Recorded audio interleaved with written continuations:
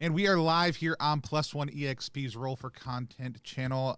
We are a weird little brand that multi-classes in tabletop game design, beard and skincare alchemy, and the Bardic College of Content Creation. We did a weird little series last month that didn't kill me. It didn't really even come close, but it was exhausting, called Zine Questing, where every day I would talk about 10-ish projects that were live on Zine Quest, or the art of some of them, and then I took a day or two off every single week.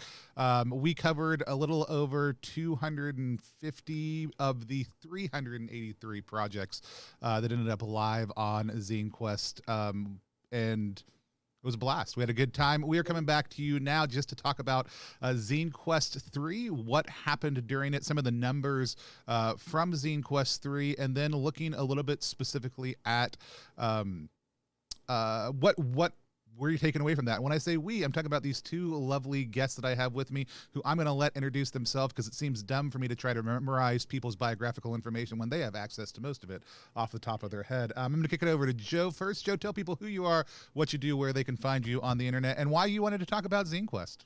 Sure. Hey, Joe DiSimone. You can find me on Twitter at iHeartFargo. I run a company that teaches analog game design to kids and also does corporate gamification, which is a phrase that's gross, but is the best way to describe what we do, called the Academy of Games. So I am a person who is around a lot of analog games and a lot of analog game designers, but is not myself a designer. My background is data science and big data analytics. So Zine Quest is always a fun time to dig through, hundreds of Kickstarters and see what the heck the trends actually are in the market. So yeah, fun times for me. That's all I got.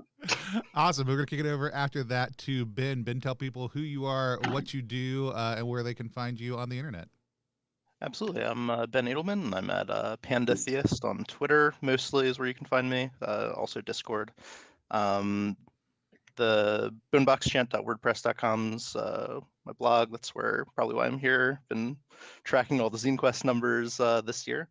Former Ennies judge was probably where I got any sort of name recognition in RPGs, and now I'm, I don't know, always talking, reviewing, and working on my own stuff in the background. I feel like that deeply undersells how valuable a insight and review hub you have become over the past year. Yeah. I appreciate that. I hate talking about myself. That's all you're gonna get.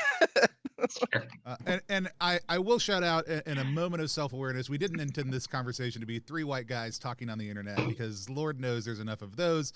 Anya from Kickstarter Games was going to join us, but was not able to at the last minute. But we decided, because we couldn't find out a good time to reschedule, to go ahead and go on with the conversation. But if you out there who are watching right now, if you have questions, if you have thoughts, please share them in the chat. Wherever you are watching, whether that's on YouTube, Twitch, or Facebook, we can bring those questions, thoughts, and conversations in here and talk about them. If you have something you want us to talk about desperately, and you message me at +1EXP on Twitter, that's going to be the best place to drop a link, because you can't drop them in the chat.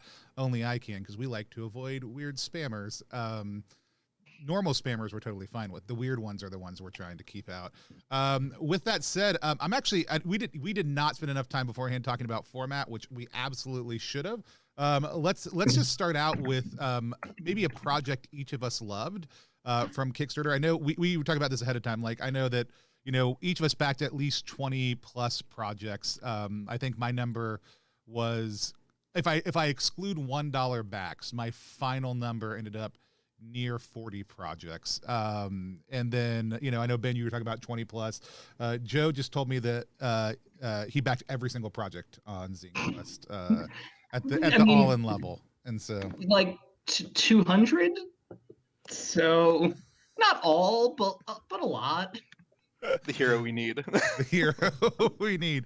Jeff, if you send me the Hard Times promo link again on Twitter, I will 100% post it in the chat. It's a throwback to our live stream the other night where we covered Worldwide Wrestling and talked about the best promo cutting video, who was also done by the only professional wrestler I've ever met in real life. And so, but that said, let's whip it around kind of in reverse order. Ben, tell me about one of the projects that you loved this Zine Quest, and I'm going to pop it up here for us to talk about.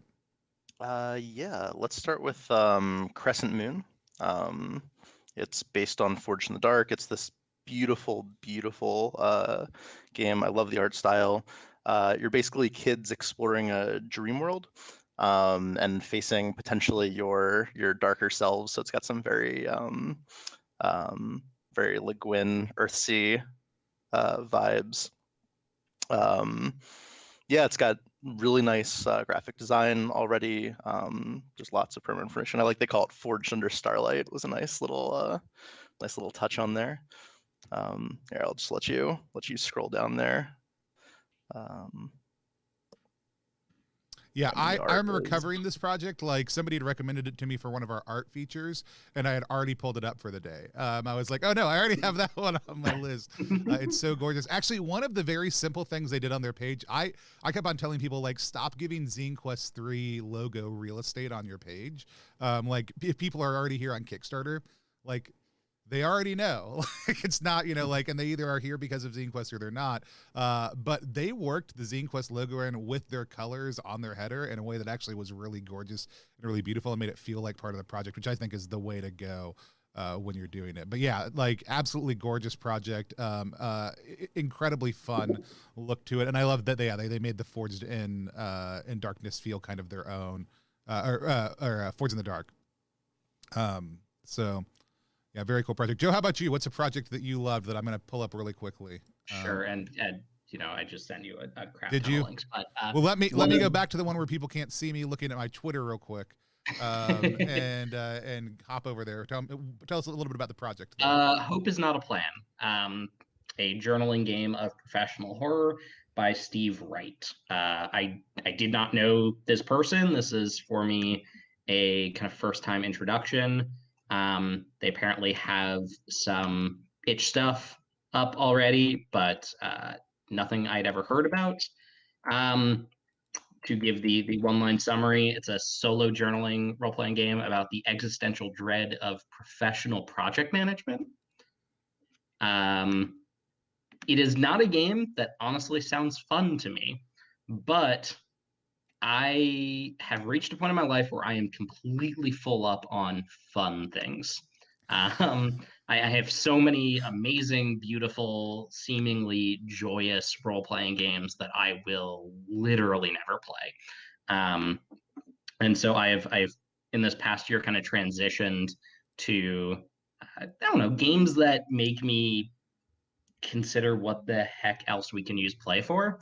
And of the many and sundry, I don't know, I mean, there's so many Zine Quest projects, and a lot of them really were interesting, but a lot of them were fun games. Not to deride that, like that's kind of where we all start and where we all show up. But I saw this and I was like, okay, somebody's using the Wretched and Alone SRD, Chris Bissett's Wretched based system to make a game about like dying in a corporate environment, like dying internally in a corporate environment.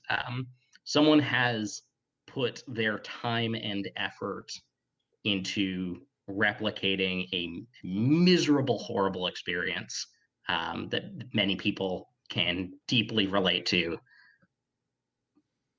Yeah, I don't know. It struck me as one of those. Okay, games can be more.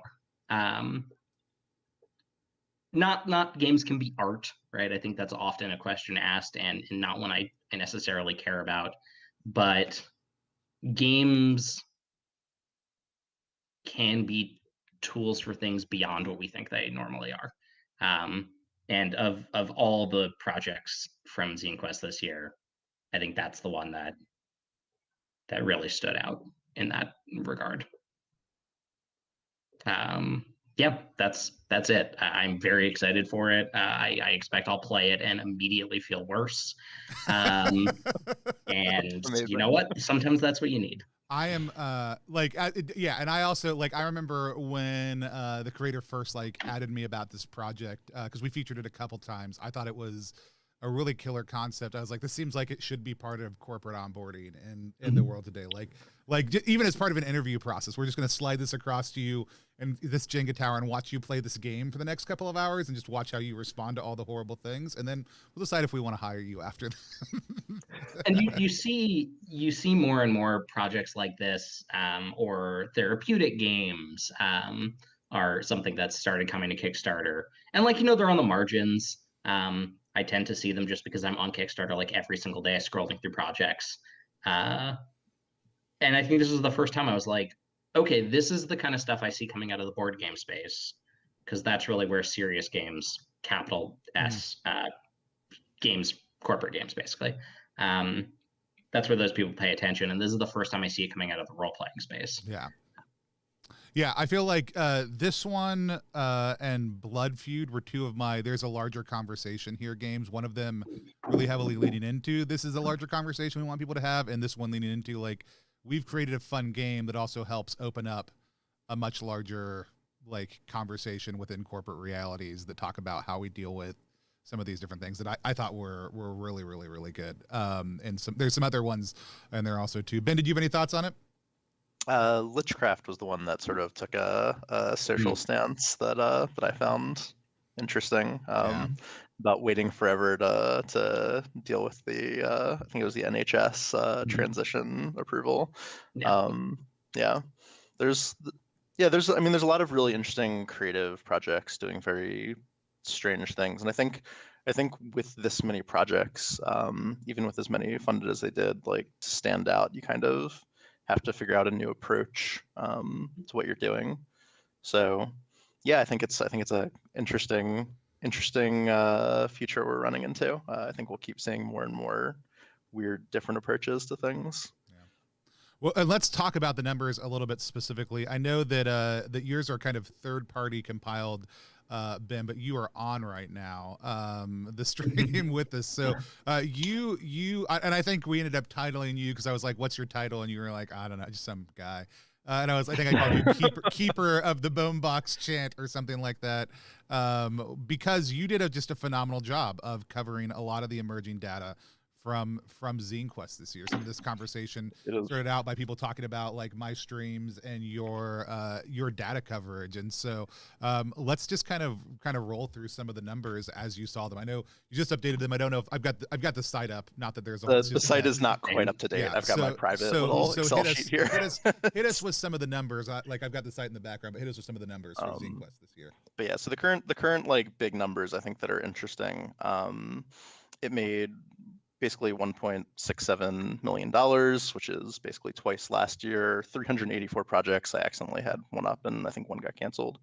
373 of which funded, so that's 97% of projects funded this year compared to 94% last year. So there's a straight increase, double the money, double the projects, increase in the percentage of projects funded of those projects. So it was a huge success. You can see like the top numbers are not, like Zine Quest numbers are not quite the same project goals as most random RPG projects. A lot of projects are doing, a couple $100 their goal for versus like, your big projects. But I mean, we hit multiple projects hitting tens of thousands of dollars. Here, let me see what the current numbers are for those. 30 or 36 is the last job up, but I assume there are more since. Yeah, so the top projects, Bucket of Bolts made like 100K, Thrilton Store made 50K, there's Fantastic Long for Adventure was 33K, there's like 8 projects that made 20K, another 20ish that made 10K plus. I mean, so there's like very real money being thrown around for these types of projects. Yeah. I remember early in the Zine Quest, there was a will One Ring ruin Zine Quest, and the answer is no. It turns out it had no effect. There's just a massive amount of money being spent on these projects.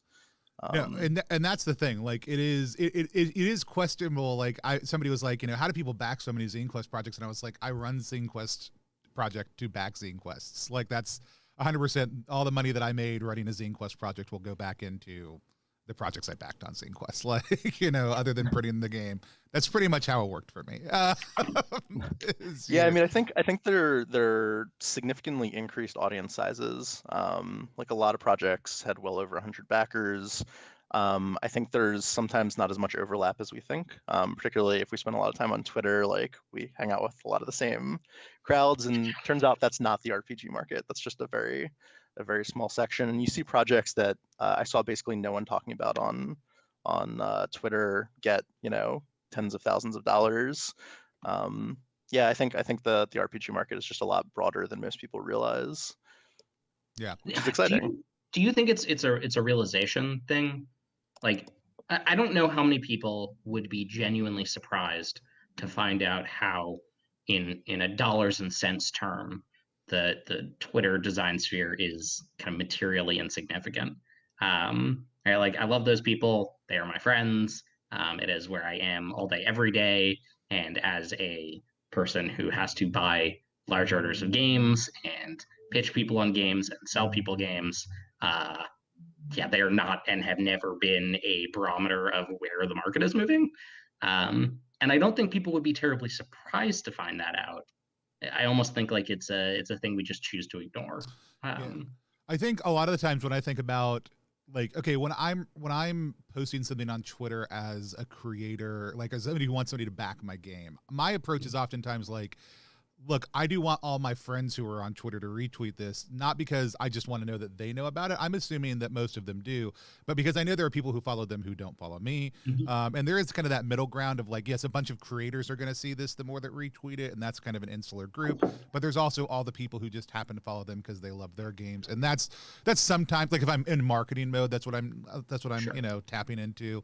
You know, same thing on the RPG Zines group on Facebook. That community, which is phenomenal. If anybody hasn't joined it yet, if you're on Facebook, if you're an old person like me, go hop on there and check it out. It is tremendously open. But there's a realization early on. There's 2,000 people in that group, but of the active members, they're both creators and consumers, right? Like you're targeting kind of that inward. Last year's Zine Quest 2, my game Beards and Beyond, financially did better, but it was because I was able to bring in, like, I run 2 beard care brands, and so I was able to market my game towards people who love beards, who may not be RPG fans, but would 100% back this game, and actually brought in more money than I did this year. Though this year Repugnant was a far more polarizing game. People either loved it or they didn't want to look at the page at all. And so, you know, we brought in slightly less with slightly more backers. And so it was targeted way more, I think, at the core of, like, here are people who play games, who are interested in a game executed well. And if we had done a broader theme that had an outside appeal that could have brought in other market segments, we would have seen a whole lot more people come in. The other thing, and Starfish Killer already noted on this, you know, you've got 5 out of 10 of the top funding projects, or the top backed projects, are mothership projects, right? Like, like we watched Mosh just kind of kill things this year. And if you look at those projects, you'll see some of the same names repeated over and over again as content creators, contributors, people who did the soundscaping, people who did the videos, people who helped with some aspect of the project. You'll see the same names connected on a lot of those projects.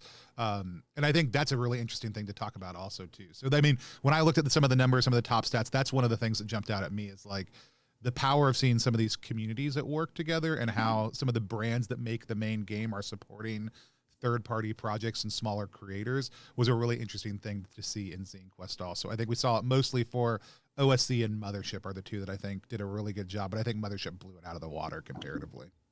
I think Morkborg is also worth a mention Yeah. in that regard, though not as constrained to Zine Quest, right? Like Mosh destroyed Zine Quest, did incredibly, as a kind of booming IP recognition standpoint.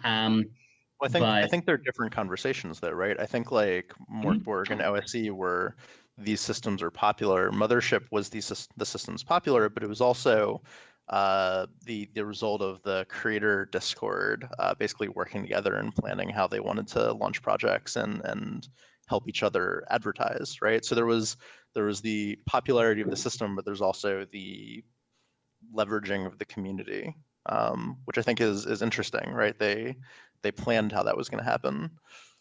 Is that distinct from Morkborg? And I'm not deep in the Morkborg sphere, but when I look at the stuff that someone like Liber Ludorum, who has been tracking all of the Morkborg third-party publisher projects, when I listen to what they're saying, it sounds like there is this very tight Discord community, much like Mosh, with input from the Stockholm Cartel folk that is kind of organizing and hyping up the IP and hyping up the system. That's true. There might be. I think we're seeing a couple things at play. Like, I think one of the difference is, like, if I was going to name the differences, I think I see this. Like, Morkborg has some third-party groups that help support Morkborg with Stockholm Cartel. Stockholm Cartel does. Like, Stockholm Cartel has some really interesting things with marketing that are totally worth a different conversation outside of Zine Quest. But actually, I don't see them create the kind of pop around Zine Quest that Mothership does at all with some of the intentionality, because their focus is a little bit more like, we want to support you, we want to help you, we want you to be able to create things in our universe and sell them for money. But we're going to be very hands off about a lot of that. Like, go create the content, and we want to know what we can do to help you, but we're not going to be right in the middle of that conversation, right? And so I think you see Morkborg people, there's a lot of third-party Cult of Morkborg groups that have created support on their own outside of Stockholm Cartel. It's a popular system, people like it. For OSC, it's a popular system, people like it, and they did a little bit of pushing. Like, Necrotic Gnome did a little bit of pushing on some of those projects. They did a couple of, like, they collated some of the projects into, like, blog posts and some other stuff like that, pushed them out a few times via their channel also too, which I think is a little bit more intentional than what we saw Stockholm Cartel do with the Morkborg stuff. And then you saw Mothership. You saw Sean McCoy being a collaborator on a lot of the projects. You saw that Discord community get together. You saw the Whisper Collective, like, gather around each other and say, here's how we're really intentionally building these projects to build and scale off of each other to launch them out bigger and further. And I don't think a single one of those projects funded for less than $12,000 in the end. One of them may have been sub 10. But I think most of those, not all the Mothership projects, but all the ones in that particular group, were almost all between 10 and 20K. Like, I mean, it was incredibly successful process. Yeah, I think the lowest was over 10K, which is pretty incredible. Yeah. So the point you brought up earlier, and I think has some bearing on this, which is, the design sphere market and then the external market. Because when I look at Morkborg and even to an extent OSE, right, Gavin is in the community, and like the SK guys are in the community, but when I look at the third-party producers, they do tend to seem more like outsiders, and it might just be that they are it's international versus North America. It could be any number of distinctions, but then I look at someone like Philip Reed, who's probably like the most successful Morkborg third-party publisher, and he's the president of Steve Jackson Games. Like, he is a established player, and he does this Morkborg stuff on the side for himself. And it just hits a completely different audience. Whereas I think you're right, Sean is deep in this space and has been deep in this space for a long time. Sean is like old head G+ dude. And I love Sean. I talk to Sean all the time. I'll go to bat for Sean forever, and I'll go to bat for the Moonrat Collective folk. Like, Fiona's amazing, and she was on some of the projects. But I do feel like there is a in-scene, out-scene distinction as much as there is like a active collaboration distinction. Yeah, I could totally see that. So I got to play Desert Moons of Karth when it was coming in, and it was interesting talking to Joel. It was Joel's first project out of the gate, right? And I don't know exactly where he ended up on the scoreboard, because it's a scoreboard. When there's numbers that you can measure and there's things that you can put next to those numbers, it inherently becomes that to a certain degree. I would like to think it's not hyper competitive, but I mean, it's still there. This was Joel's first project out of the gate, first time designer.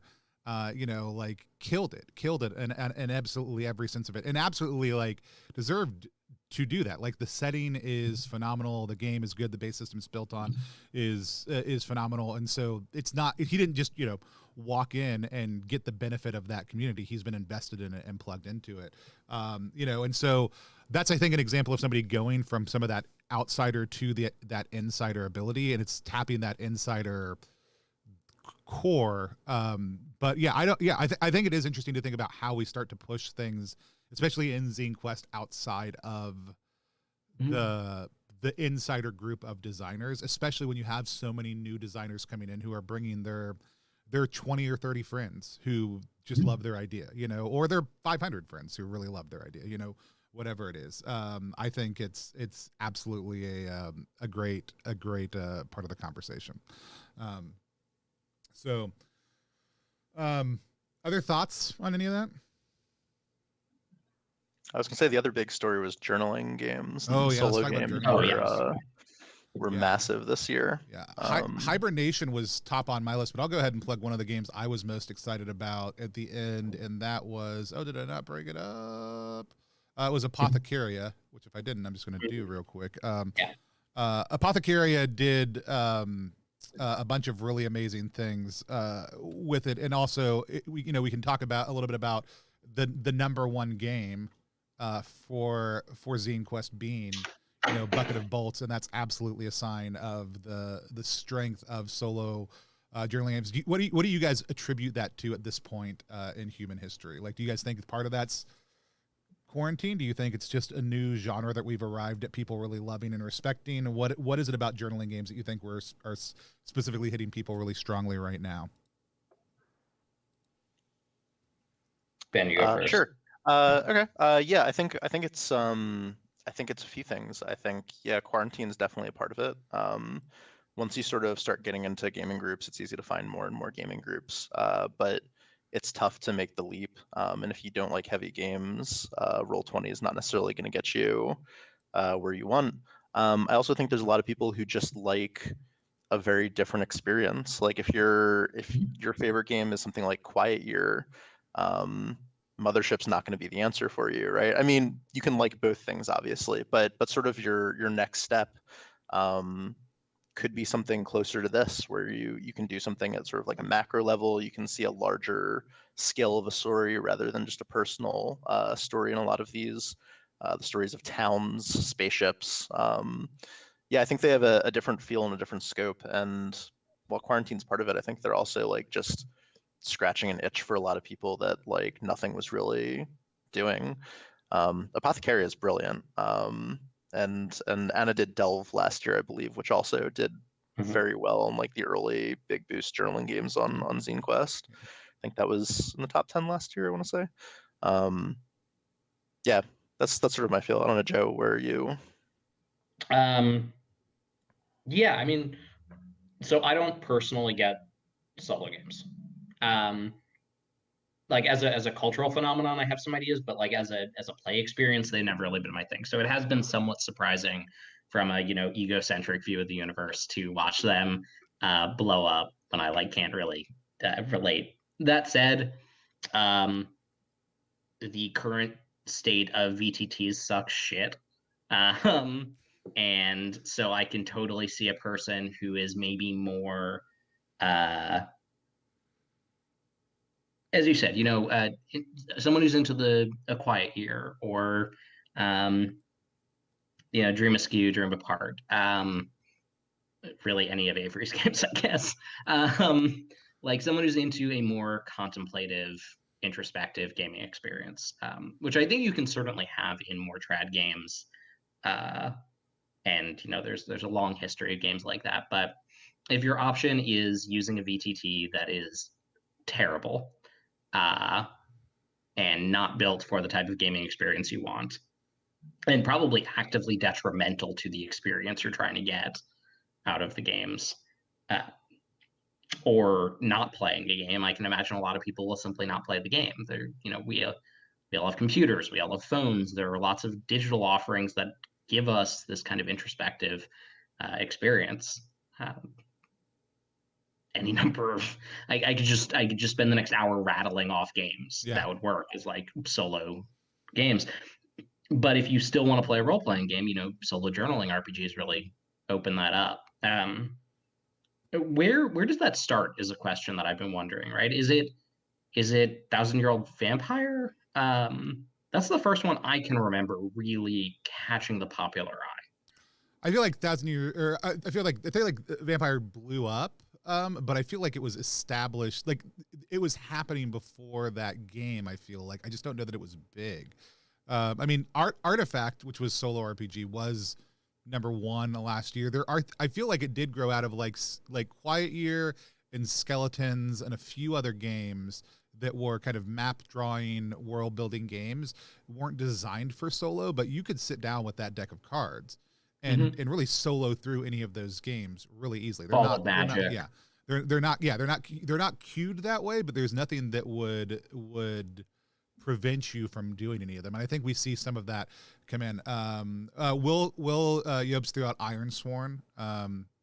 Ironsworn's a good example. Thanks, Will. You know, and so I think we saw people looking for, in the board game space, more and more people were like, I want solo play, I want solo play, I want solo play. And I feel like people in the RPG space were like, well, that's not what you do in an RPG, until somebody was just like, unless you do. And then I think we saw it be a part of a larger tabletop culture and then just transfer into the medium of tabletop RPGs and a few. Yeah. And I think Ironsworn may be one of the first ones I can really think of.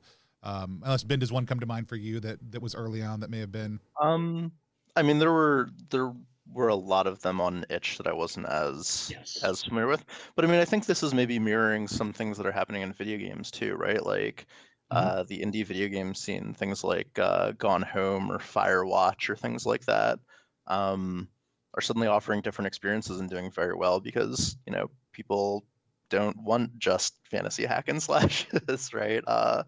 I think there's different tones to explore. To your point about God, blanking the name earlier that you were mentioning, the work simulator, right? There's different experiences people are looking for that the big names in games right now just aren't providing.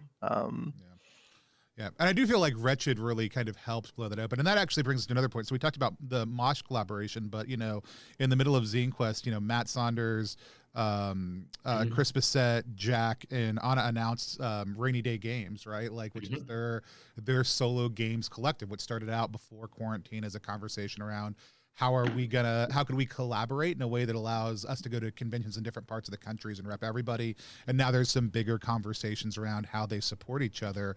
And I think every single one of those creators 100% stands on their own rights. Matt put out a phenomenal project this year. Chris put out D36, which is gorgeous. And I'm upset I didn't get one of the hardback copies of, but I'm totally fine that they were gone when I got there an hour later, because I'm super excited for Chris to have been. Ben, did you get one? Successful? Did you? Absolutely. Oh, dang you. I'm coming for it. You saw Apothecary come out, and we saw Buckets of Bolts win the whole thing.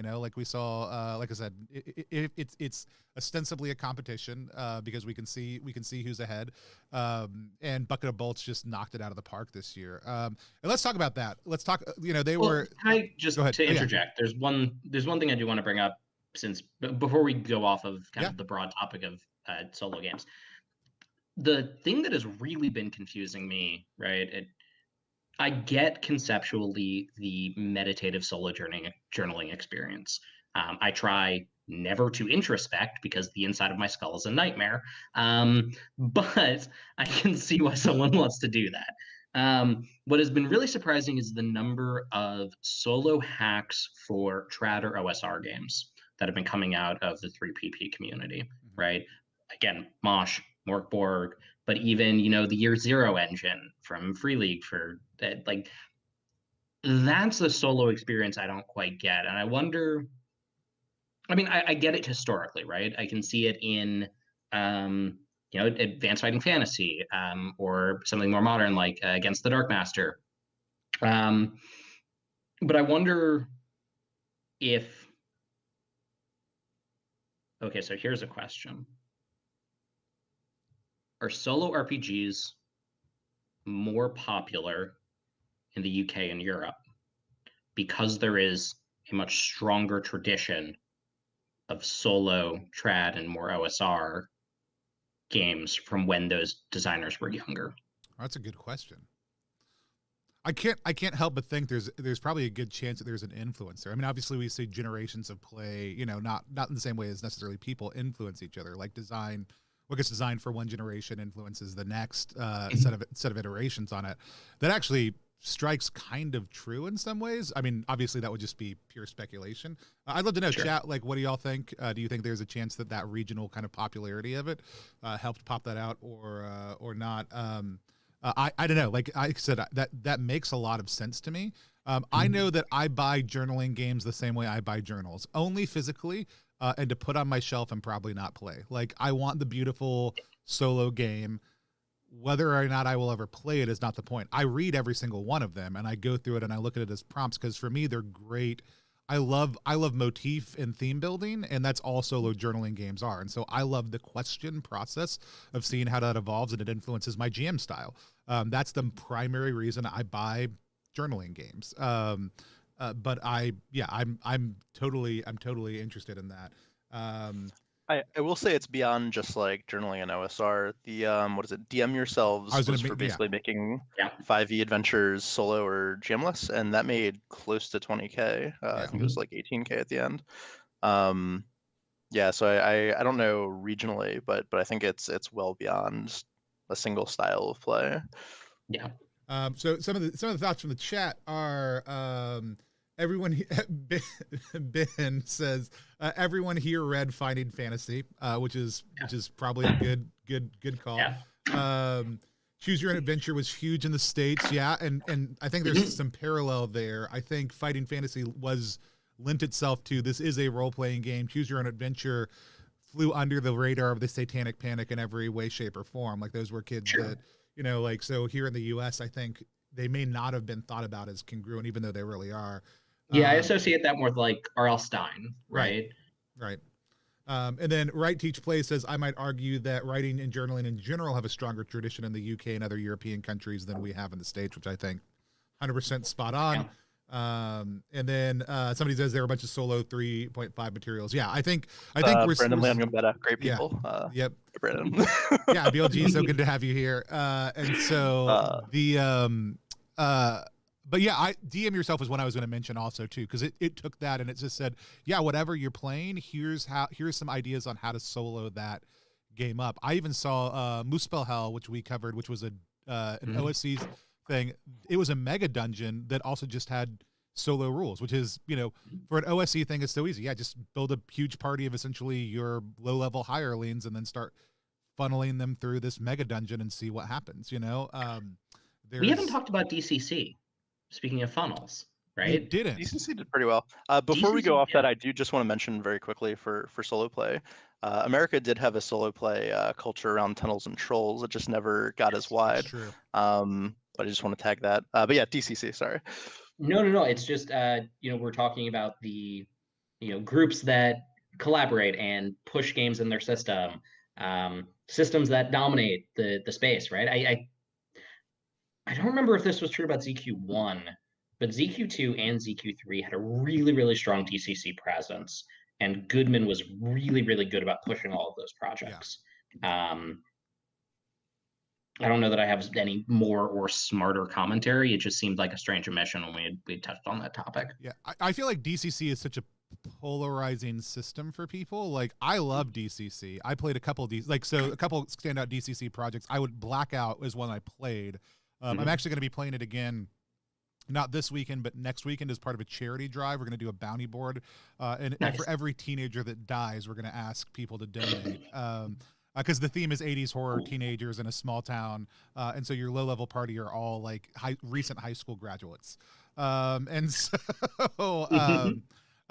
so if you want to help support survivors of sexual abuse, come back next Saturday night and watch a bunch of teenagers die and give some money. But Blackout was a really cool take on the DCC funnel concept. We even saw it's a mosh project, but we saw The Drain was a funnel level project, which had some major DCC feels to it in the way that it was executed. There's also a DCC project. The title's escaping me right now, but there was Diogo did some of the art for it, but it was a time travel DCC adventure. Like, you were telling the tales of this inn, at three different distinct points in times it was on this Zine Quest that looked incredibly creative for a DCC project. I saw some really cool DCC stuff come out. I think the thing for me is a lot of times DCC art on projects doesn't necessarily grab me. Like sometimes they do. And that's a huge part of what makes me click through on something, which is very interesting in Zine Quest, right? Because you're dealing with very low budget projects, so the art level is typically nowhere near as high, unless the person is the artist. But I saw some really cool DCC projects come through still at the same time. Cool. This is going to bother me. I didn't realize Diogo did a CQ thing this year, and now I feel super bad. It wasn't his project. He just did the art for it, but he contributed on a couple things this year. Yeah, it wasn't his project. So he's working on Cosmosaurs right now, I think. It's pretty hard. Yeah. 200 projects just wasn't enough. Yeah, 200 wasn't enough. And so there's never enough. So let's talk about, we've talked a little bit about solo games, but let's talk about the top of the leaderboard. So Bucket of Bolts came in, as we said, Artifact was #1 last year. You know, Adam asked in the chat, World Champ Gameco asked in the chat, did Shut Up and Sit Down boost Bucket of Bolts? I didn't see anything by anyone for Bucket of Bolts, like as far as a lot of any external publication. But I also love the way that Jack approaches projects from a couple levels. But I'll let you guys share your thoughts first. What were your thoughts on Bucket of Bolts? Why do you think it did so well? What do you think were some of the contributing factors? What are the lessons people could maybe take away from that? Do you want to go, Ben? Sure. I mean, I think consistently the best predictor of how well you do this year is what type of community or outreach you've previously had. Before we started the video, we mentioned Through Alton's Door, which didn't have a previous Kickstarter presence, but has sold multiple zines and has sort of had a long history of fans. Yeah, last year the Artifact made 35K, and when you walk in with another project, you're going to do well. And sort of the built-in Kickstarter momentum is once you start doing well, you do better, and once you do better, you do better.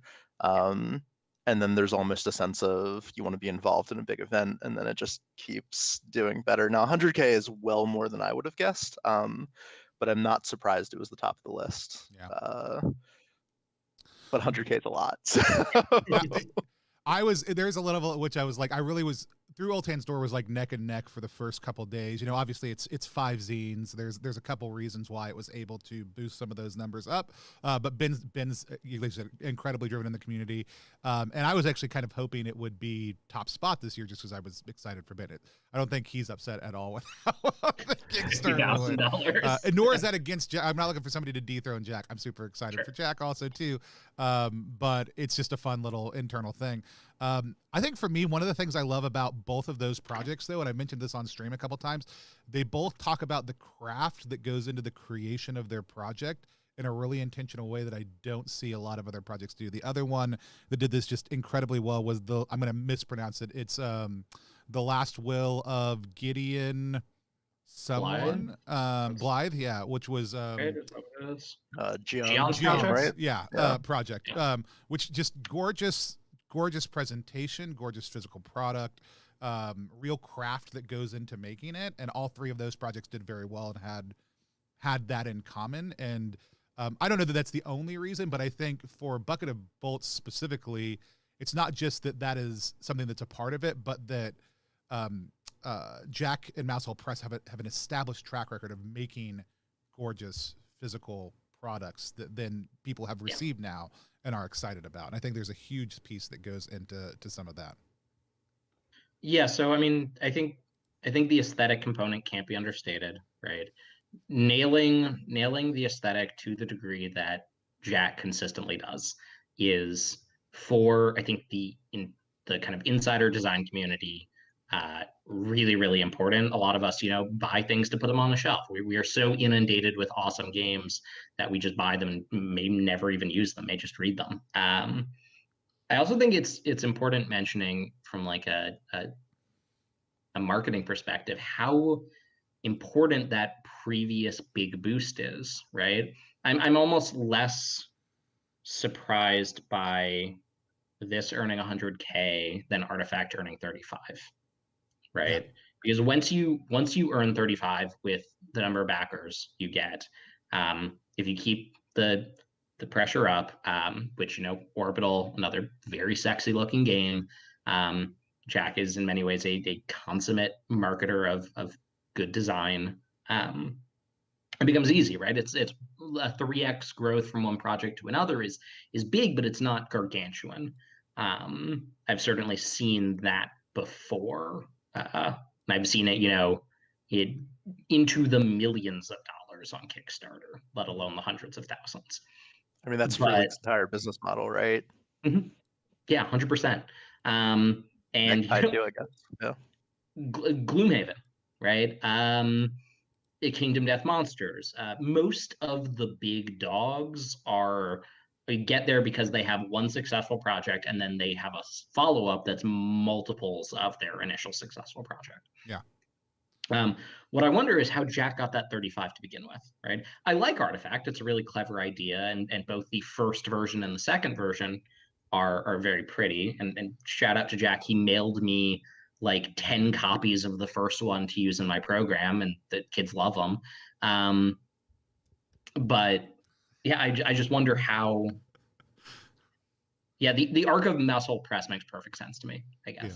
No, yeah, absolutely. And I mean, I think another thing to note is like Jack is like my copy of Artifact arrived, not at all, but the envelope did. It was slit down the side. There was nothing inside of it, and I was like, oh, like, hey, I got an envelope today with no game inside, like total thing. Like, let me know if I need to pay for shipping, and he's like, no, I'm actually sending out the premiums next week. I'll just drop one of those in the mail for you, right? Like the upgraded version of the game. And I was like, oh man, what a sweetheart. And then that one never showed. And so I messaged again like 4 months later, and then they both showed up within a week of each other because he sent out another package. And so like we gave one away like on the channel, like, you know, like but it was just the generosity of like, no, I just want to make sure you get this project. I was like, don't worry about it if you don't want to resend one. It's fine. I just want to make sure, you know, like, you know, like, and just for your own records, like, you know, no game only, yeah, envelope. But yeah, just absolute, you know, generous individual. And so, no, I think that the arc, and I think we'll only see continual growth. I do think a big part of the Artifact thing, and somebody said it in the chat, was the shut up and sit down boost numerous times. Like shut up and sit down, which has a much broader appeal, and solo RPGs might be something that somebody who wouldn't pick up a normal RPG because there's no social pressure or performative pressure might be willing to try, has featured them numerous times. And I do, as somebody who creates content for games, like who's potentially part of like the TTRPG press, there's value to that. And there's a reason there's value to that. And Shut Up and Sit Down outside of that has just such a huge follower that I think really helped kill it for them early on in Artifact, and helped to boost some of that up. So yeah. There's also a, you know, since Shut Up and Sit Down does cover a wider spectrum of the analog games industry than kind of just the narrow vertical of role playing, you know, I think it's worth mentioning that there is a longer history in board games as well as kind of early and specifically British RPGs of solo play, right? And you walk into any hobby store and you ask, okay, what small pack items go really fast? And it's like the Unlock series or the Exit series, these escape rooms in a box that people can play solo. Those move like hotcakes. That style of play is, if anything, much more widespread. Yeah. So it makes sense that someone like Shut Up and Sit Down would recognize that, feature it, blow it up, and then, you know, just continual snowball uphill. Yeah. And I'm just curious because I forget, have you ever bought 10 copies of an Unlock game to play with a large group at a workshop? Because I certainly have. Yeah, absolutely. Yeah. My business partner has every single Unlock and Exit, and I have a minimum of 5 of each. Yeah, I think so. I've about the same. So, because yeah, it's a great community activity, you know, to walk people through, especially from a design or team building perspective. So, awesome. Well, like I said, I think there's a couple of pieces. Let's, I want to talk a little bit about kind of where we see Zine Quest going in the future as we're coming up maybe towards the end of our time here. We've got maybe about 20, 25 more minutes. Before we do that, I'd just love to hear what's another project each of you loved from this last Zine Quest. Joe, tell me what yours is, and then we're going to talk about Ben's while I pull up your link and get that ready to go.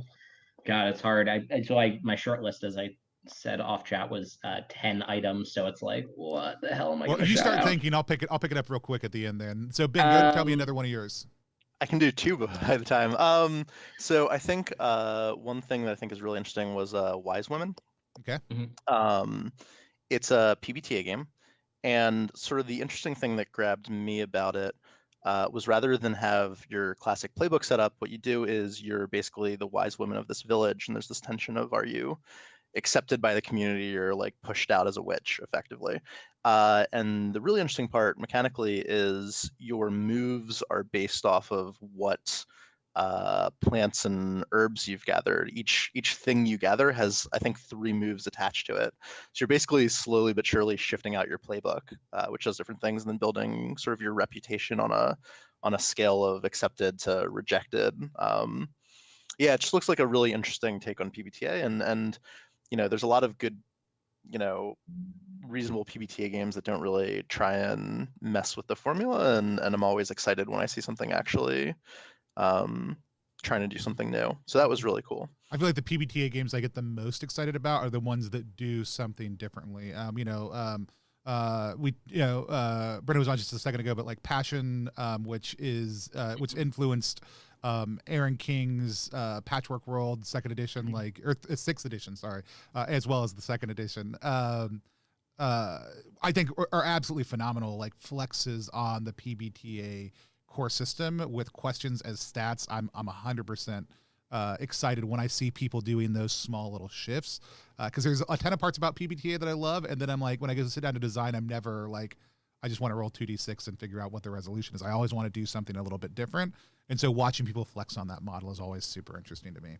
And so, all right, Joe, did we find one? Yeah, so something you had said earlier and that I didn't bring up. So, the solo journaling RPG experience, I think, does have a lot of parallels with world building games, which in the indie scene do have more, right? You can see a lot of the same play impulse in things like Ben Robbins games, right? Whether it's Microscope or anything else. And I think that vein is still around. An early project from like first few days was the Power Words engine. Oh my gosh, and that was a great project. Yeah, that one immediately that's the kind of solo activity that I engage with. Is the world building or system building creative versus the narrative creative solo. And so Power Word Engine by Dom Liotti is just a way to build magic, right? Yeah. Within your world. And I thought it was really neat. It leveraged language and linguistics in really fascinating ways. And it's the kind of thing that I can tack on to really anything, and just enhance the play experience of basically any type of game. Yeah, I went in at the level. Oh no, I did go into the level where I get to add a word of power to the lexicon Nice. On that one, because there wasn't any way I wasn't going to have a mark in the book on this one when it was an option. Yeah. I messaged Dom as soon as I discovered it. Like, somebody had recommended it on one of the daily streams. I went and looked at it, and I was like, it makes me like, there's so much work that went into this, and it's so excellent that it actually makes me sad that it isn't the game itself. Like, I want another 3 pages of very rules light crap added onto this. It just makes this the game and not just something I can add to other games. I want to add it to other games also, but I just want to play where this is the main focus of the setting, which there are any number of ways I could also just figure out how to do on my own. But such a really kind of cool project with so much potential. Yeah. Awesome. I am going to mention Torque. Torque is a project that I absolutely adored. This is Will's project. I've talked about it a number of times. It was on one of my top 10 most anticipated lists, which I was excited about all of, but the more and more I've seen from Torque, the more and more excited I get about Torque.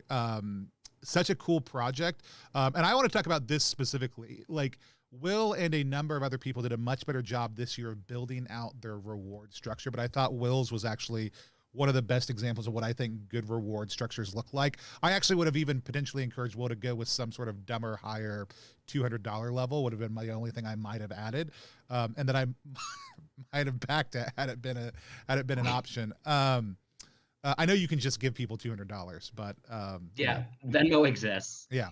But the main thing about this to me is I've become a little obsessed with, okay, how do I get my friends who won't try a role-playing game to try a role-playing game? And the ability to sucker them in with, we're just going to play a Car Wars-ish, like, board game with like Road Warrior style board game. Great. And then be like, okay, now we're at the rest stop. What are we going to do? Like, let's just chill and role play for a little bit. And I think the low stakes of that and compared to the action would be something that we've talked about. Like if board games are 0 and RPGs are 11, what's the 1 to 10 scale that gets people from a board game to an RPG? And I think Torque perfectly hits 5 in a lot of ways, like that perfect middle ground. Not only that, a designer I love, phenomenal project, great look to it, theme I love. Just a lot of really, really cool things. And so I also love that the description for the soft apocalypse was the world is weird gone sour. Like for me, a lot of those like short evocative terms on a Kickstarter page will absolutely jump out at me any day of the week and make me be like, I don't actually 100% know what that means, but I love the way it feels, and I'm going to hit back now because of that. And so Torque is a really interesting example, and I Will might take umbrage with this, or he might be glad to hear it or not care at all. I don't know. Sorry, Will. But I consider Torque in this vein of, it's almost like a resurgence of like Wesleyan Bronstein-esque game design, right? Of slipping role-playing elements into a thing that we don't think of as inherently role-playing. As you said, the 5, the introduction. I'd almost say that, like, although this is not where Will's designs tend to go, I think of like Torque as pitched almost like in an FKR sense, right? Like it's just whatever you want it to be. It feels like OG role playing, like before we had the term role playing. If post-apocalyptic shit was as popular as it was today, but in the late 60s, early 70s, I think you would have gotten something like Torque. It's just very interesting to see how we circle back to this kind of old design, even when we're not thinking about like the OSR space. Yeah. Well, and having listened to, we'll talk about it a little bit. I also love Zine Quest as an opportunity to float out a first game, or the first in a series of games that you want to create, or something that you want to make very hackable. Like the weight of a zine lends itself either to hacks or supplements for other things, or very base system. Let's explore and expand this world together. I love the ability to do that, and Torque I think hits that really, really well. And that's like every game I put out in Zine Quest both years has been something I'm like, I want the community to be able to do something with this once I'm done with it. I don't just want this to be mine, but I also want to continue to release more stuff in this world. So let's scratch the surface, define the system, and get it out the door. And we can always do more later. Through Old Hands Door absolutely also does that. Like I know it's the third one, it's the first Kickstarter, but I also know, if I'm talking to Ben, like Through Old Hands Door 14 is written in Ben's head. And it's just continuing to expand the world, because it's a world that he runs for his players. And so like the content's already there and ready. And I love, that's one of the main things I love about it is first time introductors, but also like, here's a passion project of mine that I just want to be able to drop more stuff for in the future. And so, Ben, any thoughts on Torque? Did you check out Torque? Did you get your driver's license? I have some friends who backed it. It looked really cool. I loved the play sheet. I thought was a beautiful piece of design down there, really attractive. I was happy to see it do so well. Yeah. I think the other thing that will hit that's worth mentioning is the concept of online play being a major feature of how the game is put together, which right now is a huge selling point. And the only reason we haven't done a live stream of it yet is because we want that. Like Will wants that, and therefore I want for them for that to be as close to done as possible before we showcase it. So just super excited about it. And so. Absolutely. So if you haven't checked out Torque, please go do. I think it's going to take you to Will's Twitter right now, and pre-orders will be up at some point in the future. So let's talk about what we see there. There was a lot of data, a lot of things. I know that we could probably talk for hours about about any or all of this stuff. But let's talk a little bit about Zine Quest, future. This is the third Zine Quest. A lot of people were confused about whether Zine Quest was happening this year or not, even though myself and like 3 or 4 other people had gotten emails in, I think, December saying like, oh no, it's happening, we just haven't put it out. When I asked John and Anya early on, they said, yeah, people should just plan on it this year because we didn't say it wasn't happening, which is like for their other projects, I think like nobody's like, when is Make 100 happening? Is it Make 100 happening? Right? Like people just either know about it and assume it's happening, or they don't and they don't care. And the assumption was kind of Zine Quest should have operated the same way to a certain degree. When we did ask Anya just to give us a little bit of detail, and the decision for that will be apparently made at the end of this year, whether there will be a Zine Quest 4. So we don't know right now, other than Anya also said there were a lot of great things that happened in Zine Quest. For a little bit of insider stats, there are, I think Anya said, 500 to 600 projects that are in the games section live on Kickstarter at any given point in time. On average, right? Like sometimes it dips a little lower, sometimes it dips up higher. There are over 700 games during the month of February, numerous times that were live in the game section on Kickstarter. So it is a 20 to 30% increase over the normal amount of work that a 3-person team are doing.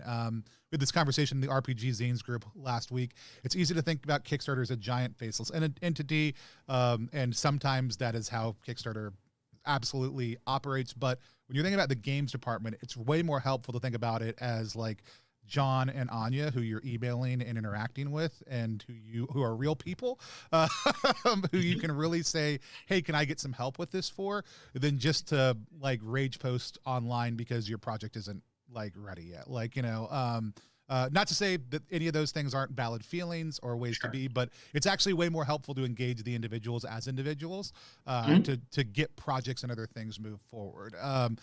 So with all that said, it's a big project. It was a big thing this year. I'd love to hear from you, Ben, Joe, and if there's other things we want to talk about afterwards, we've got a couple questions from chat. Lone Archivist topped in that we'll talk about at the end. If you guys have questions, let us know also. If Zine Quest 4 happens, or next year in February, or over the next year, what are some things that you think zine lovers should be doing as they think about future projects? You mean creators or backers? Yes, creators. I'll take both, but I mean creators first and foremost. Sure. I mean, I think I would bet money Zine Quest is happening again next year. Like they made close to $2 million on it this year. Like there's no reason not to. I can't imagine it's significantly more work for the amount of profit.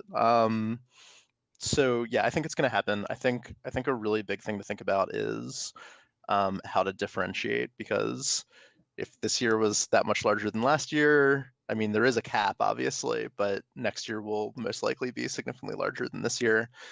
So how do you differentiate? I think obviously keeping your finger on the pulse and seeing what's popular is always useful. Journaling games, obviously, this year, but I think figuring out a cool pitch that no one else is doing, topics that people really aren't hitting. If you happen to be an artist, you're always at a little bit of an advantage because you don't have to pay for art. keeps your costs down. Yeah, I think I would plan on it though. Yeah. Joe, you're shaking your head. It looks like an agreement. Yeah, no, same boat. If anything, I could imagine that Kickstarter adds a junior staff member to the games team, even if temporarily. Right, they're receiving the same cut per project. In fact, they might even be receiving more because they're handling fulfillment versus an outside service generally at the scale that these are operating versus like board game Kickstarters or larger RPG Kickstarters. So yeah, from a business perspective, I can't imagine Kickstarter putting the kibosh on this after the amount of money they probably made this year. That said, I think it's going to be more difficult, right? Even from 2 to 3, there's been a rise in professionalism in the quality of the pages. There has been a rise in the importance of network effects, be it with past customers or with the design space and the people in it for marketing reasons.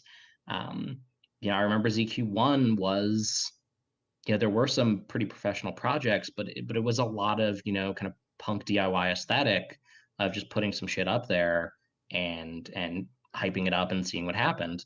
That feels very different from what ZQ3 was and still is, because there's still some live projects. I can imagine that trend only continuing. Yeah. Which I think will make it just substantially more difficult for first-time creators.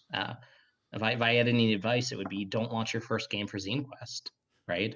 Launch your first game 6 months before Zine Quest, build that audience, get in with some designers. Like, it sucks to say, but this is like any kind of work thing, right? It's going to be the people you know and how hard you sell yourself and how big your market is before the thing launches. Yeah. If you're relying on having a really cool, sexy idea that people are going to glom onto, especially if it's a concept versus an aesthetic, I think you're kind of just going to get fucked.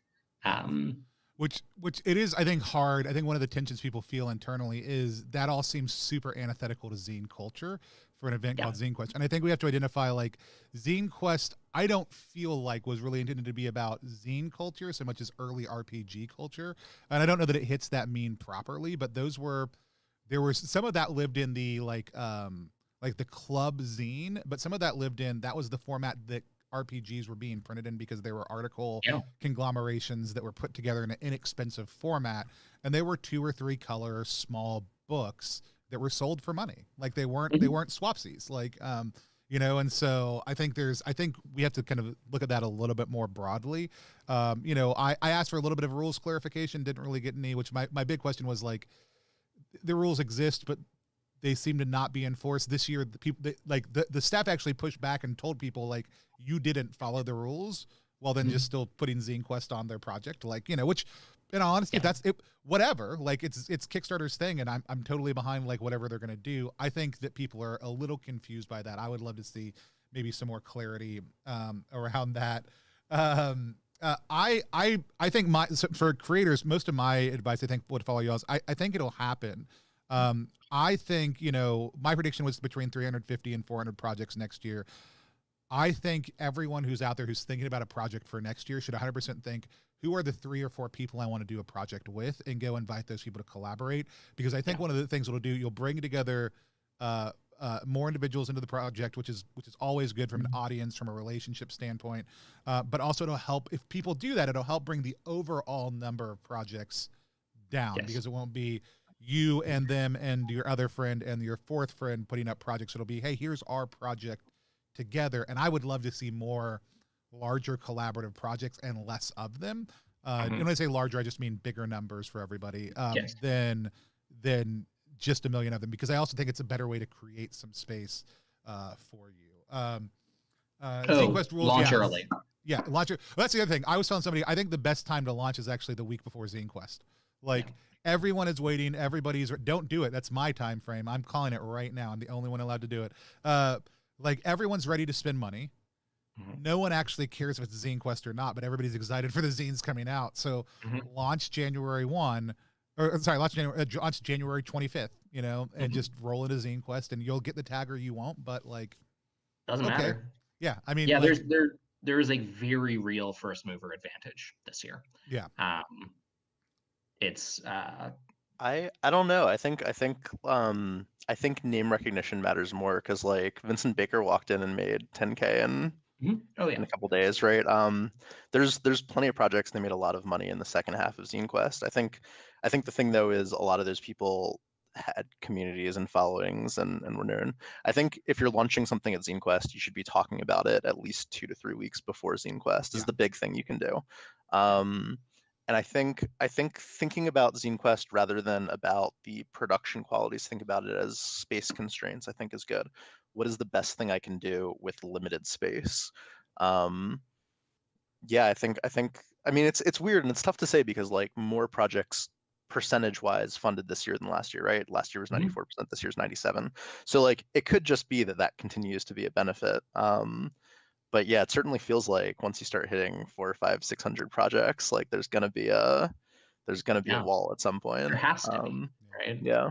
We're increasing number of projects faster than I think we're increasing number of people who are looking at the space. 100%. Yeah. And, we had a lot more projects eke out just over the funding barrier, it felt like this year. Like, that I would have loved if we could have pulled, but I think would have been a nightmare to try to do and probably unrealistic. But yeah, I 100% think that we probably saw a lot more projects just fund this year than massively overfund. That's just a feeling from looking at things. No actual quantitative.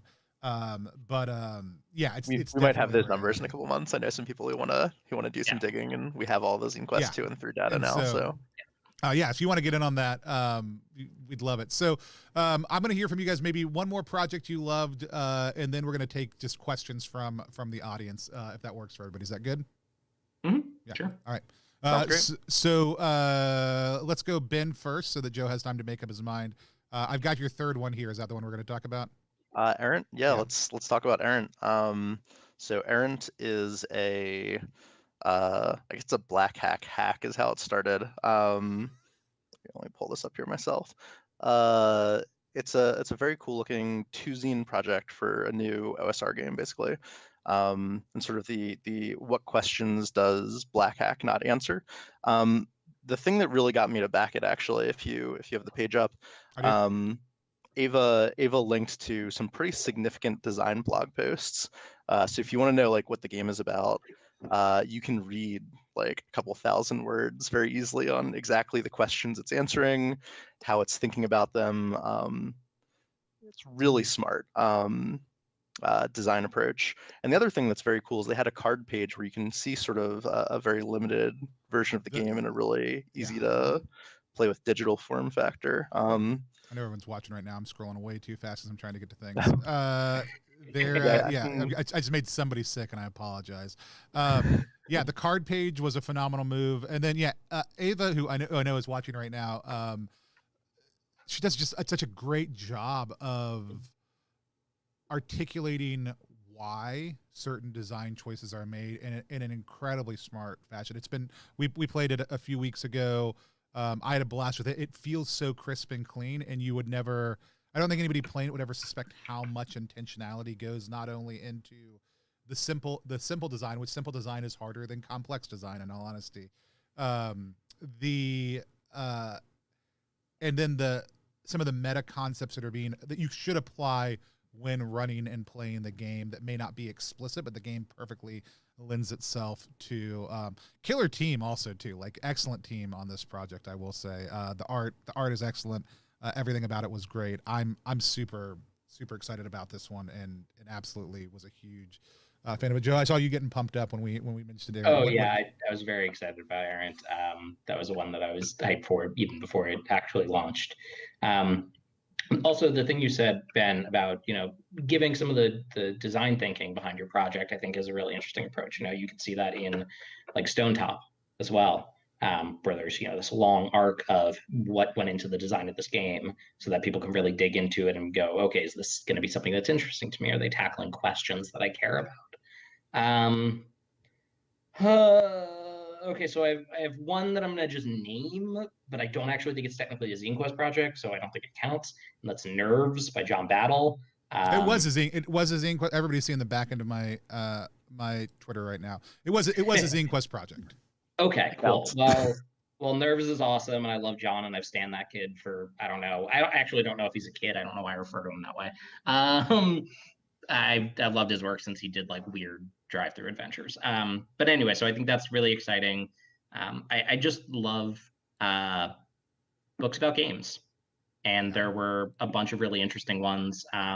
Ninth Level, who did Mazes last year or the year before, has Xenography, a bibliography of Zine Quests, which I think is going to be... Which people had a lot of very different feels about.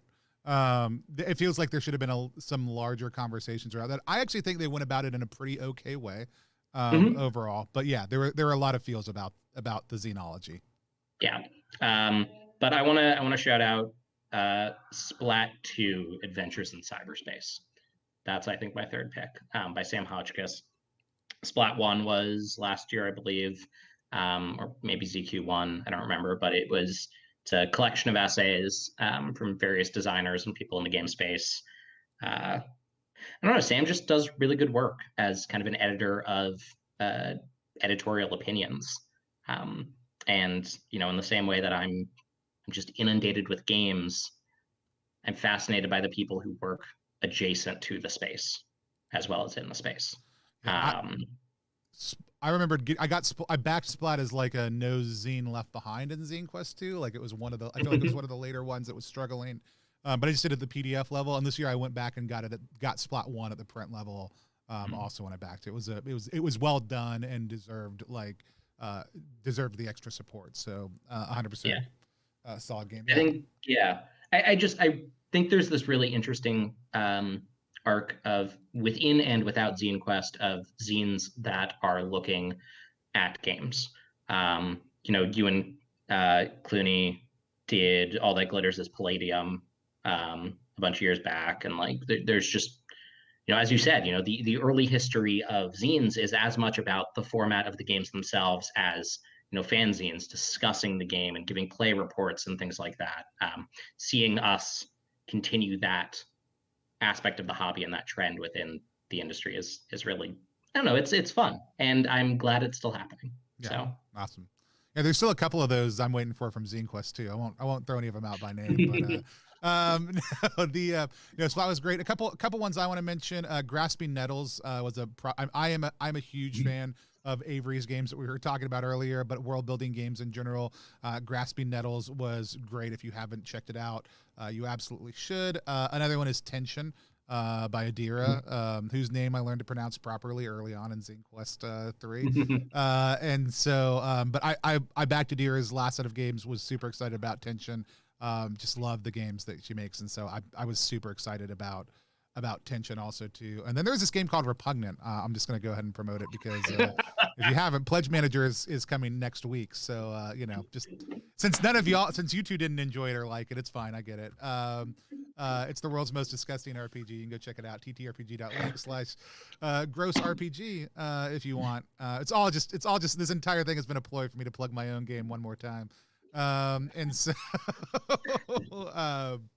that was absolutely what all this was really about.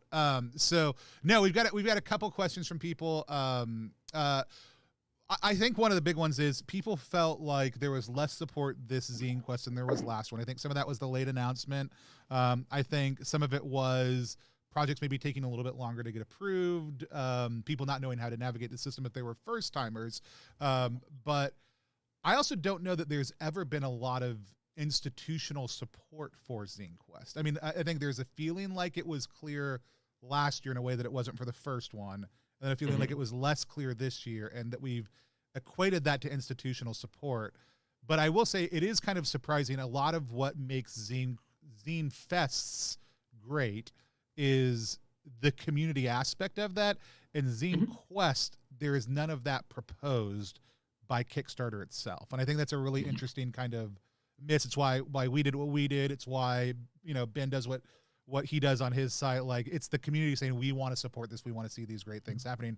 What are some of your thoughts about maybe the way that Zine Quest can expand in the community beyond just what Kickstarter is doing? Because I think that's the healthiest place to have that conversation is what can we do to create some of that space and some of that feel? I mean, I will. Oh, or you can. No, you go, Ben. I was going to say, but before I even mentioned that, I just want to say there was a shift in leadership this year too. So I do want to say that might have had something to do with it, taking over the reins without clear intention. So I do want to give them a little credit that hopefully next year might have a little bit more planning and organization. Now there's a bit more experience with that team. But I think resources for people are always useful. I always see people post random blog posts on how to make a zine, printing information, best options on Mixam, but it's sort of disparate. I imagine if somebody put together a list of resources on the printing side of things, distribution information is always tough. Shipping always ruins a lot of projects that otherwise would be successful. I think some sort of collated resource site for how to create and run a zine might be the most useful thing somebody can do. There's a few people putting up blogs though. I know Ben Lawrence talked about it a while ago. Ben did. Ian Newsom's just done a killer job of showing his own work on the entire process and then sharing thoughts too. So I would shout his blog out. CA Berlitz, this will be available as a video on demand later, both here on Twitch, but the best place to catch it is going to be youtube.com/+1exp later on, because I'll go through and link stuff up on this video also. But yeah, no, I absolutely, I mean, like I said, I think there's a whole lot of questions, but again, I think you're also dealing with so many first-time creators who have never navigated Kickstarter before from a creator standpoint, and them needing a lot more hand-holding and support. I actually was telling somebody, I don't think it's the number of a project increase, it's the major issue. I think it's the amount of people who need a little bit of hand-holding that actually, if anything, increases the work, is what probably increases the work. And so... Yeah, I mean... If anyone listening has not used the Kickstarter backend, it has maybe the worst inbuilt word editor I've ever seen. It is a nightmare to use that system. It is deeply unintuitive. It does not provide really any support or guidance.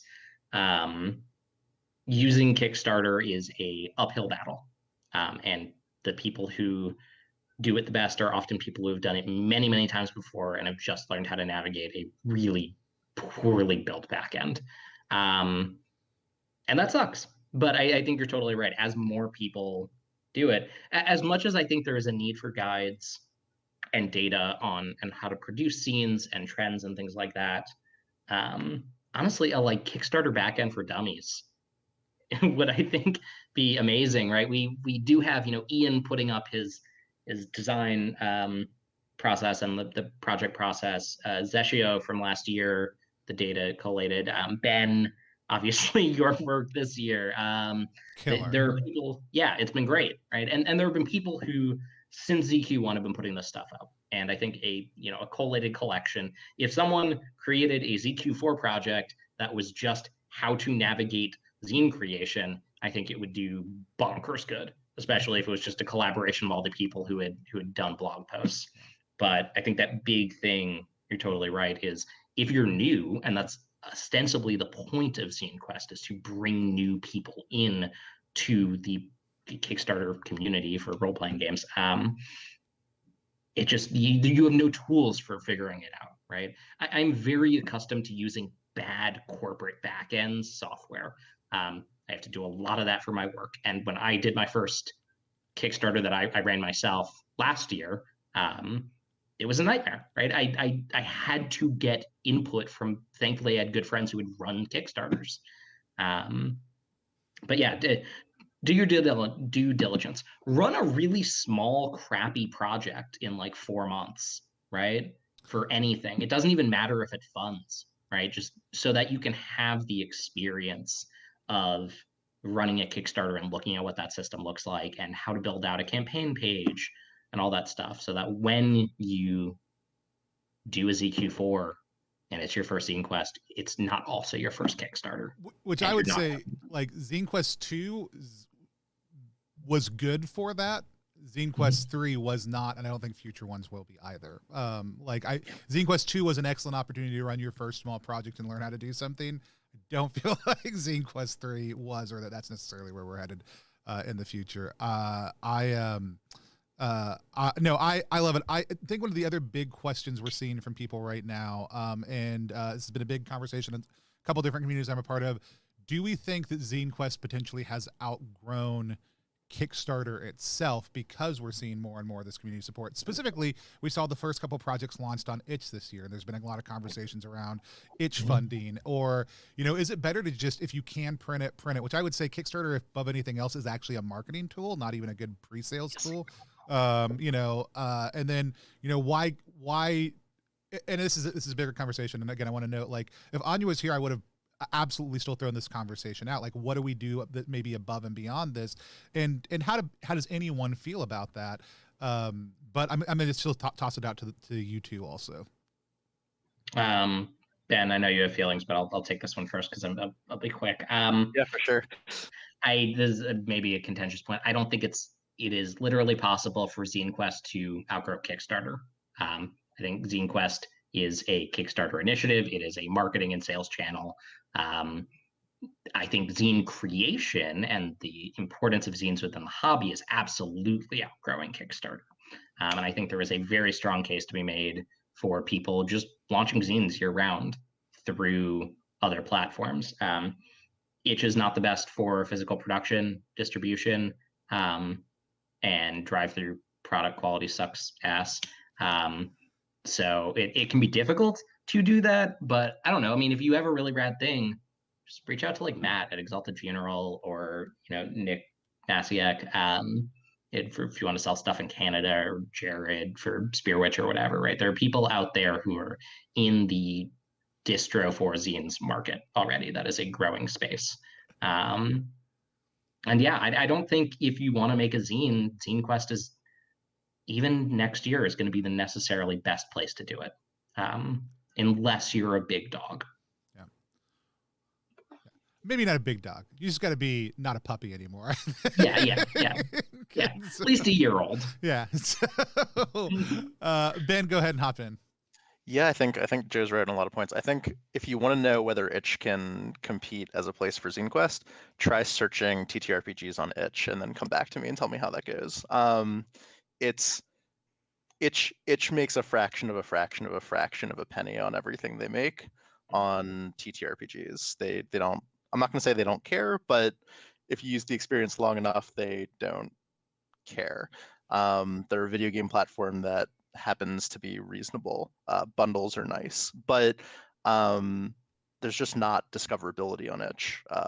And so you might see individual projects, but if you told me there were 400 projects currently going on Itch and you told me to name them all, I would have no possibility of finding them all. I think it would be impossible. You can go to, oh man, if Keegan, if you're watching right now, or somebody has Keegan's site, toss it to me on Twitter. Our good friend Keegan EXE just started I think maybe itchfunding.com. I'll see if I can pull it up real quick. That is trying to list all the TTRPGs that are funding right now. I would love to hear the stories on how that goes, because I could tell you weird quirks with trying to track everything on Kickstarter. I think it's all about finding them. Itchfunding.card.co. Here, I'll drop it in the chat. I think, is that it? Yeah, current. It's actually pretty up to date right now. I mean, there's of the 1, 2, 3, 4, 5, 6, 7, 8, 9, 10 projects that are itch funding or itch funded. I'm gonna drop it into the chat right now. I was joking with Keegan the other day about them being a Kickstarter disruptor. I mean, like I'd be excited to see it if it happens. I have some serious doubts, at least in the currently the way it works. I think 97% funded is like a pretty good number to bet on. Like it's tough to beat that. It's all in one space. It has platform trust. I always make this reference on Twitter, but like if I give somebody a link to drive-through versus give somebody a link to Lulu, they're going to buy it in drive-through 9 times out of 10. And it's not because Lulu is bad, it's because everyone's heard of drive-through. Right. You just build a platform trust, and Kickstarter has that in a very meaningful way. And that might not always be a barrier. There are always new platforms. There's always new ways of doing things. But I think at least for the next 2 or 3 years, it's just going to be the primary site to do what you want to do. Like I said, if I was very clear with people earlier, and I think I still feel this way, I probably won't ever run primary on a Zine Quest again, like being one of the main collaborators. If I'm contributing, absolutely, I'm happy to contribute to people's projects in the future. I would much rather talk about people's games during Zine Quest and back games and support games.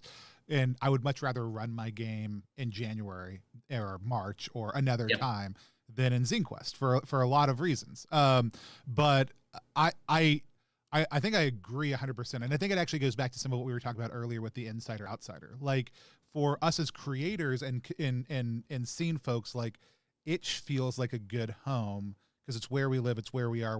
We're backing, we're following, we're supporting, we're looking at projects there. Also for outsider who's just interested in this one project or is friends with this individual or other things like that, I think Kickstarter is still far more accessible. And again, I don't think it's not an anti-Kickstarter question. This is a statement of like we saw a little bit of that this year. We saw a couple people say, "Hey, I want to do Zine Quest, but I can't." I think the big parts of the conversation, and I think I would just say it's not for any of us to say. I mean, people can say whatever they want, but we're not going to be the ones who solve this. RPGC is locked out. The Latin American designer population is locked out, but they found a lot of really good workarounds this year by partnering with people in the U.S. We saw a lot of really strong Latin American games. Tezca Sentai being my outstanding favorite project that I saw come out of Latin American designs this year. Cool. There were a lot of great ones. Location locking is a certain thing. How people feel about the platform is always going to be a thing, and there's no way to do that. And then I think transparency support is the other big conversation that is something for Kickstarter to look at how it's dealing with. I think those are some of kind of the reasons this has become more of a conversation, is if somebody can't operate on Kickstarter the way they're desiring to because of location or something else, then they're going to automatically look for other responses. It was just interesting also to sit and talk with people about, well, why not just Indiegogo, or why not GameFound, which is not currently open to everybody. I get that, but will be probably by the time next year rolls around. There are other options, potentially out there. And are we going to see some of that grow and change as that evolves? I think there's a mental distinction that needs to be made about Kickstarter, right? And I think we, especially in regards to Zine Quest, we have thought of Kickstarter as a community hub, and it's not. It's a sales channel and a marketing platform, right? If you are in business, your scale will preclude you from participating in certain sales channels and marketing platforms. I cannot, or rather, it is a very bad idea for me to pay large amounts of money for short television spots. I can do it. It's a waste of my time and effort, and it will not generate returns even close to worth the cost I will put out. That's Kickstarter. That's Kickstarter for games in a lot of ways. If you want to participate in what has become the modern Kickstarter ecosystem, you need to scale up to that point. And I think that has been the most marked difference, at least in my eyes, both in Kickstarter as a whole over the past several years, and even between ZQ2 and ZQ3. And I think if we think of Kickstarter as a community hub, we're going to keep running into these problems because they don't have any real interest in being that. And they certainly don't function like it. And I don't know, I wish I had a more positive message than that, but I think it really is just like, that's not the business they're in. I feel like I don't feel like that's a negative message. I feel like it's an absolute statement of fact. And I don't, that's not a judgment. People often talk about using, Kickstarter itself is very clear. Like they don't ensign themselves as a pre-order option, even though that's how people use them. People really should be approaching it. This is a marketing channel for amplifying the signal of my game, but gaining capital as I do so and selling things ahead. I think it would be really interesting to see people just, if you wanted to, opt out of digital on Kickstarter and just do the physical of your project on Kickstarter while having it up on Itch and saying, if you really want this digitally, go here right now and buy it. There's nothing that prevents you from doing that if your game is ready, and you could do Itchfunding and Kickstarter funding simultaneously if you wanted to, and just say, hey, physical copies are here, digital copies are here, and see how it's an interesting experiment for somebody to run at some point in time, as I write it down as something to potentially run at some point in time. But I do it. Yeah. Axo helped promote the Tezca Sentai project. And it's absolutely phenomenal. I got to play through the combat of it, and it felt 1,000,000,000% like that. So, and there was Noctis. Was it Noctis Labyrinth? Was one of the other major Latin American projects this year, also too. So a lot of really good ones. Ben, any more thoughts on that? Yeah, I mean, I think that's all right. I think there are other ways to think about RPGs, particularly with like pricing, that people don't talk about a lot. Like I know Realms of Peril got less than 1,000 backers and made over 20K, right? Because they sold box sets. I think you can approach it as a different business model within the same like marketing channel. You can make more money on less products by selling for higher prices. Yeah. I think that's valid and valuable. I have seen a few projects, including last year. What is it? Street Magic, right? Had the PDF already available, and they were backing for the physical and I think for better art. I think there's a lot of experimentation that can be had around that, and I think that's something that people should be thinking about going to next year too. How to benefit from the system in ways that people aren't doing. Yeah. Yeah. There is an RPG Latin America jam happening on Itch right now. That's excellent. If anybody wants to go check that out and have more of that conversation. And again, if you're not familiar with Itch, it's a good time to get familiar with it. Looking at how I think the concept of how to see systems interface with each other is huge. Like Beards was partially successful because it was before I was super into the scene, so I don't know if Itch was actually a thing when I started doing it, but this was like 4 or 5 years ago, so I'm sure it was a thing, but I don't know how popular of a tool it was. I floated analog, out not at all. Yeah, really. I just floated out like as I put some Facebook ads into. Here's a 2-page RPG that I create, or 4-page RPG I created about beards. If you like beards or RPGs, give me your email and I will send you the game for free. Which gave me an 1,800 person email list when I launched that Kickstarter, who had already downloaded, played my game. Some of whom had given me feedback. Like there are a lot of different ways you can show your work and grow your support also too. And Itch and other platforms can be a great tool in that can lead to a successful crowdfunding project, whether it's on Itch, whether it's on Kickstarter, wherever it is. But yeah, I agree. I think Zine Quest is here to stay. I think it'll probably be the primary, at least for the foreseeable future, unless they just decide not, for whatever reason, to do it again. And then I think we'll probably 100% see the community pick it up and do something with it within that same space. Right. Yeah. And so I love it. I think we got everyone's questions. If you're out there watching right now and you have a question, let us know. We got to go pretty quickly because we've already been on longer than we had agreed to, I think. But it's been a really great conversation. Joe, tell people again where they can find you while people are typing in questions as they have them. Sure. So again, you can find me on Twitter at IHEART Fargo, like the city or the show. It is not actually about either of those. If you can successfully guess why I heart Fargo and what or who Fargo is, good job. I don't know. I'll send you something. You can find my work at theacademy.games or theacademyofgames.com. Yeah, and you can email me at joe@theacademy.games. Awesome. Ben, where can people find you online? At Pandatheist on Twitter is probably the best place to find me. Pandatheist and I don't know, some 100 number of discords around. And sooner than later with my own project I'll be talking about. So awesome. I loved having both of you guys on today. It doesn't look like we've had any other questions come through, though. If I missed your question earlier, you can feel free to toss it back. There were a lot of great things that came through. I really appreciate both of y'all coming on for this. We'd love to have either of y'all back on in the future to talk about your own projects or just other random things. We typically here on Plus One EXP do interviews or content like this on Tuesdays or Thursdays. Next Tuesday, I am talking to Bo about the creation of safety tools, specifically the script change mechanic, why they're important, and other great design conversations. I really hope y'all come back for that. He is just been a phenomenal person. Every time they post in Brain Trust, I'm like, I want to talk more about that thing. And then they say something else amazing, and I don't get a chance to come back to that thing because we're on to the next one. And so I'm excited to sit down for an hour around that.